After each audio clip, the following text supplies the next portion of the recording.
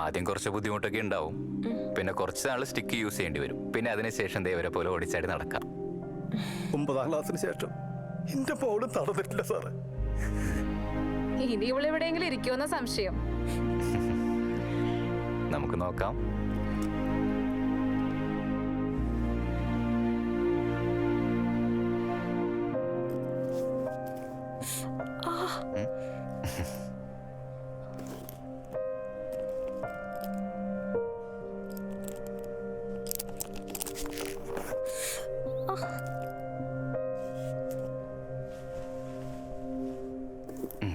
ശരി, ഇനി നമുക്കൊന്ന് നടന്നു നോക്കാം.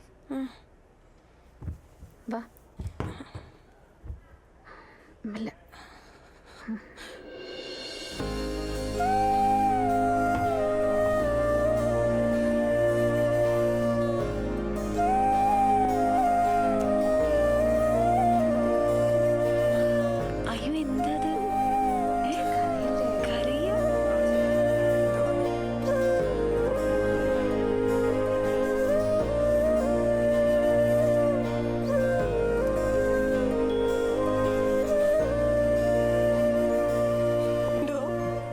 കൂടപ്പിറപ്പാവാൻ ഒരമ്മയുടെ ഫൈറ്റിൽ ജനിക്കണതൊന്നും ഇല്ലല്ലേ.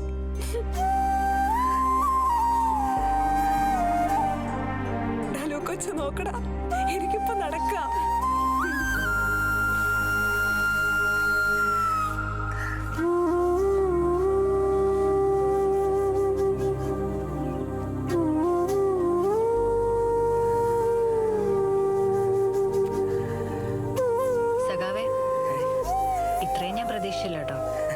ഇനി വീട് പണിത് കൊടുക്കല്ലേ?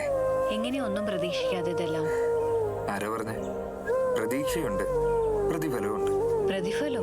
കണ്ടില്ലേ, ആ മനസ്സിന്റെ ഉള്ളിൽ നിന്ന് വരുന്ന സന്തോഷത്തെക്കാൾ വലിയ എന്ത് പ്രതിഫലമാണ് ഉള്ളത്? അല്ല, പോണ്ടേ? ഇന്ന് സൺഡേ അല്ലേ? 8 മണി വരെ നീ ഫ്രീ അല്ലേ? നമുക്കൊരു സ്ഥലം വരെ പോയാലോ? എങ്ങോട്ടാ? ഇവിടെ അടുത്താ, പോസ്റ്റ് ഓഫീസിന്റെ അവിടെ. ഒരു അടിപൊളി സ്ഥലാ. അത് വേണ്ട. അത് വേണം. വേണ്ടാന്നേ. നീ വാ.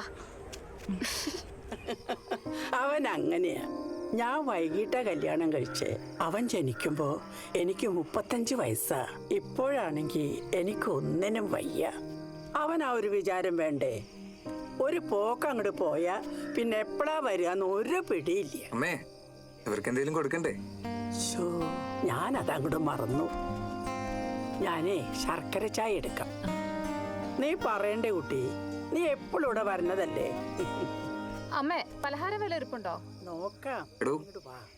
വാടോ.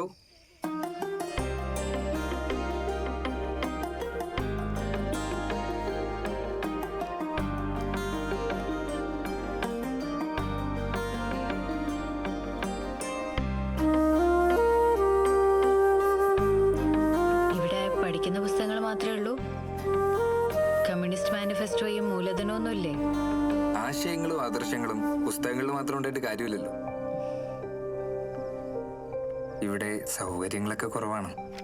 അതുകൊണ്ടാ ഞാൻ ആദ്യം ഇങ്ങോട്ട് വരാന്ന് പറഞ്ഞപ്പോ വേണ്ടെന്ന് പറഞ്ഞത്.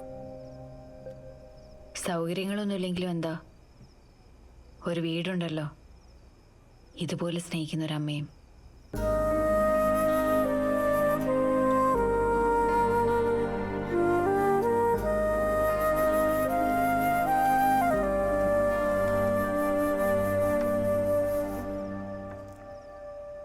മോളുടെ വീട് എവിടെയാ?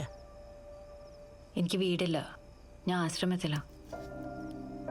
സാരില്ല മോളെ, മോൾക്ക് എപ്പോ വേണമെങ്കിലും ഇവിടെ വരാം. ഇത് മോളുടെയും കൂടി വീടല്ലേ?